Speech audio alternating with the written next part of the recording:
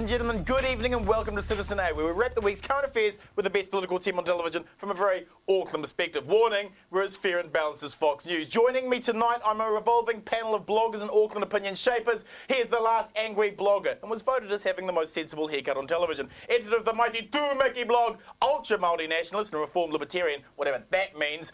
He isn't so much raging against the machine as decolonising against the machine, Mr. Timothy Selwyn, and the brand spanking new Deputy Mayor of the Super City. It's a Westie in charge, finally. The eco warrior who doesn't spook the middle class horses. She will be appearing at Viva Waitakere this Sunday from 4 p.m. at Henderson Park, where she will sign babies and heal sick pets. Deputy Jedi of the Auckland Super City, Penny Holtz, welcome to you both. Coming up tonight, issue 1. Peter Jackson nominated for Best Supporting Actor in a Commercial Negotiating Tactic. What does the manufactured crisis of The Hobbit mean, and what else can we blame on the actors' unions? Issue 2, respect my authority.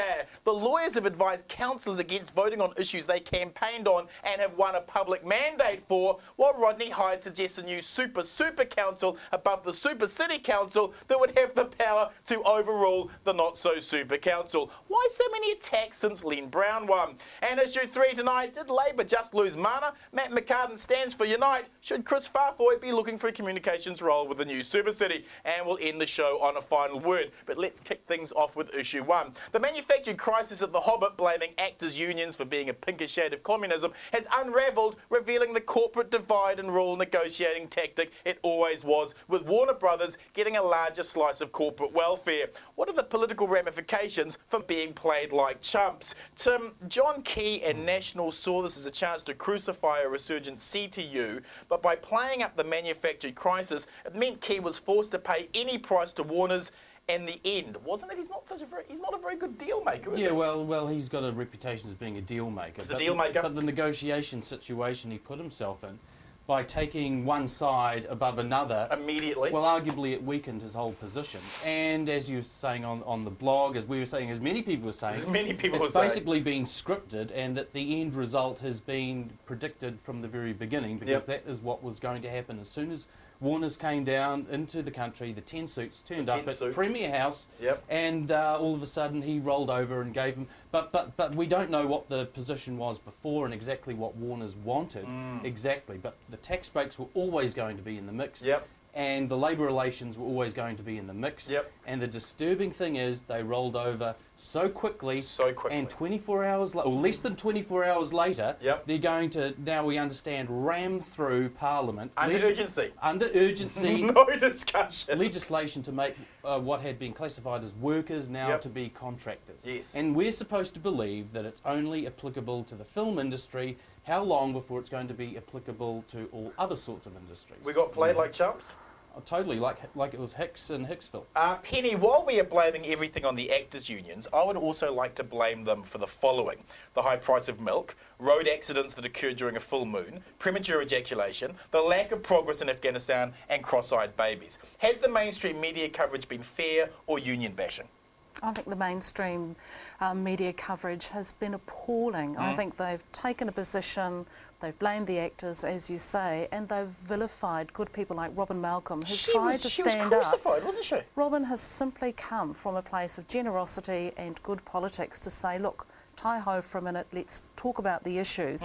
And that head went up above the parapet and it was shot off. It was seen as, anti-New Zealand and anti-film. I think the issues are complex, and I agree with Tim. It's been done in such a hurry, and it's missed the point of how do we nail down the film industry long term, how do we protect our actors and our filmies, and how do we make sure that we're well prepared for film in the future. TVNZ spent more time covering the death of a psychic octopus than they did. No, I counted the minutes. They actually spent more time on that than looking at the real reasons why Warner Brothers was down here. Has this been a failure from our public broadcasting? It absolutely has, and I think they reach for the sound bites. On today's paper, we love The Hobbit, we love film, of course we do, but it does make us look like a bunch of yokels, who still point at aeroplanes when we are portrayed in this way. The bigger issues are, this is huge money, it's big industry, let's plan it well and do it well. Tim, so after all the claims it was about the actors' unions, we are rewriting our labour laws and giving the 10 suits from Warner's an extra $34 million for their troubles. Are Warner's executives laughing all the way back to the Hollywood bank? I think they are, and we've got a history in this country of rolling over for Hollywood. And I just go back to the previous Labour administration and Judith Tizzard in particular. Well, they let them get away with a whole lot of stuff that we wouldn't let other people get away with, and it's like special cases that we're setting up, and that's just, I mean, on principle it's bad lawmaking, and it also undermines our consumers and undermines, in this case, the workers who are here. And Penny, I note that a lot of production from the States, I guess maybe because of the high dollar at the moment, has withdrawn from West Auckland, and there's a lot of studio lots there that are vacant. And I guess the pressure is on, isn't it, really, to give these corporate welfare breaks and tax breaks and stuff. I mean, that's the emphasis, and that's unfortunately politically where it goes. And when the chips fall, as you said, Robert Malcolm gets totally vilified, and on the other hand, what are you going to do to keep them here? What are you going to do? I think much smarter thinking's needed, and certainly not 24 hours urgency in Parliament. This should have been being worked on over the last 2 years. How do we negotiate good deals for, room rates for actors staying here? Well, maybe they have, and I think it was very convenient that it happened in this way, but I would advocate most strongly that we look at supporting the infrastructure for films to work here long term, and that we just have a much smarter approach. Penny, the frustration here is that if John Key had argued for more corporate welfare for legitimate reasons, he could have won the debate. But by being as divisive with the unionists over the Hobbit as Robert Muldoon was with anti-apartheid protesters over the Springbok tour, he's simply saved the Hobbit by writing out a bloody great big cheque, hasn't he? Will New Zealanders buy this obvious arm twisting, or will they still blindly blame the actors' unions? At the moment, I think they will still continue to blame the actors, because we aren't getting the in-depth coverage in the media that explains this rather large and complex game of chess that's happening out and playing out in front of us. Well, do you think the first opening gambit move by bringing in that big thug unionist guy from Australia,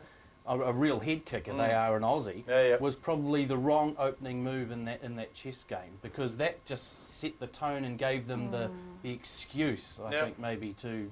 But they were looking for an excuse anyway, weren't they? But that was the excuse, though, wasn't it? I mean, they gave it to them in a way. At what point should the unions have gone, well, we've asked for meetings and you keep turning us down. At what point do you go to the next step?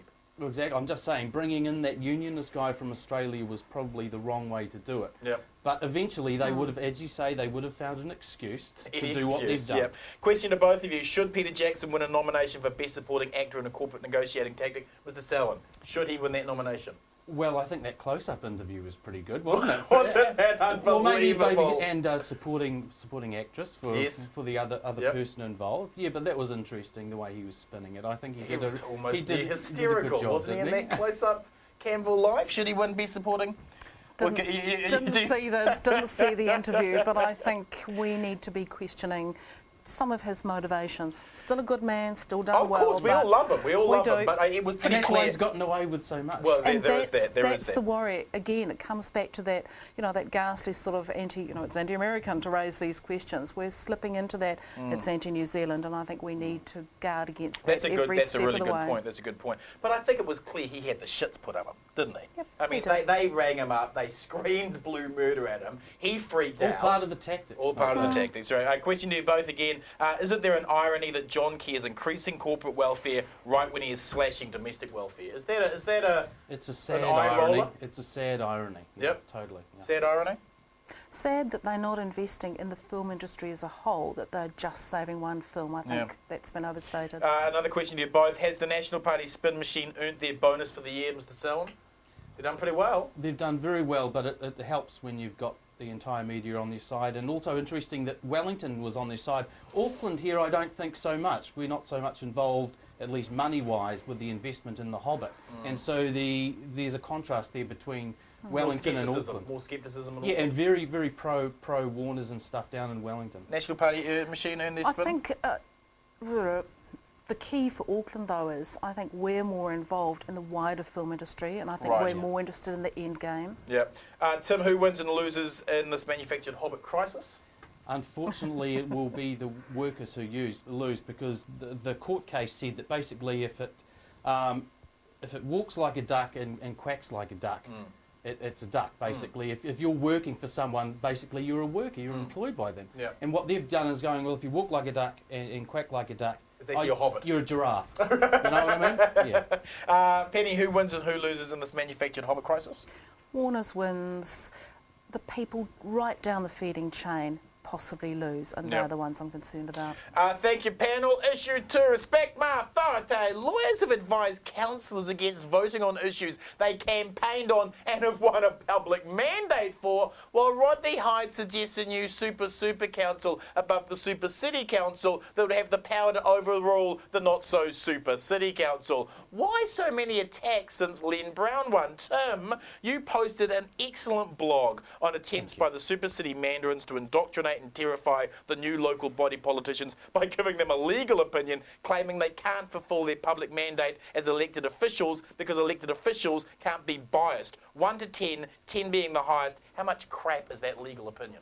At least 11. 11? At least 11. Yep. And they've tried this before, and that's how they try and indoctrinate people when they come in. And all it is, it sets up a situation where the lawyers and the developers and the officials who work through the lawyers set up a situation where they dictate everything that's going to happen before the councillors are even sworn in. Right. And they're setting the game plan. Yep. And it's simply not true. I mean, there's certain limits, as I said in the blog. Yep. I mean, if you're designated as a commissioner for certain RMA situations, then yes, you do. It would be unwise to appoint someone in that situation who has taken a very strong stand about a specific project and proposal. But even then, they just have to hear everyone out fairly, right? That's right, they have to give everyone a fair hearing. Right. But it doesn't mean that you have to stand back from exactly your policy positions, because that's where the mandate comes from. Yeah. The people elect the politicians on their policy platforms, and that's where their mandate comes from. This is an attempt to neuter the new councils, isn't it? And they try it every time, it should be rejected.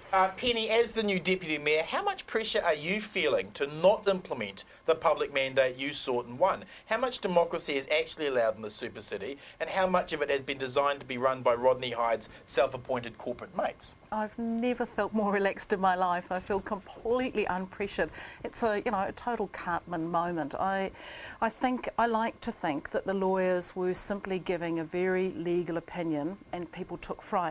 The reality is, it's a democracy. We're elected. People know the things we're passionate about. Yeah. And it's our job to then bring those to the table and vote on them. Tim's right. Yeah. If it's are you going to cut those lawyers' funds, though? I mean, what are they there for, honestly? They're there to scare the councillors and to set up false conflicts that they have to insert themselves in at $250 an hour. Like Simpson Greasing. The lovely thing is that we are gently saying to everybody, to the community, to the councillors and to the staff, this is now a new council. This is not Auckland City Council expanded. It's a new council with a new energy and a new ethos. Thank you for sharing good information. We now choose to do with it what we will, which is to say democracy still prevails, the community still has a voice, we have principles. Let's make that happen. No, but I don't think Rodney would agree with that at all. And do I, not worry. It was supposed to be a takeover, wasn't it? Yeah. Simply by the Auckland City Council and the CNR behind it will just replicate itself and take over the whole council. And now he wants a super council, I guess an Uber council. Let's get into that.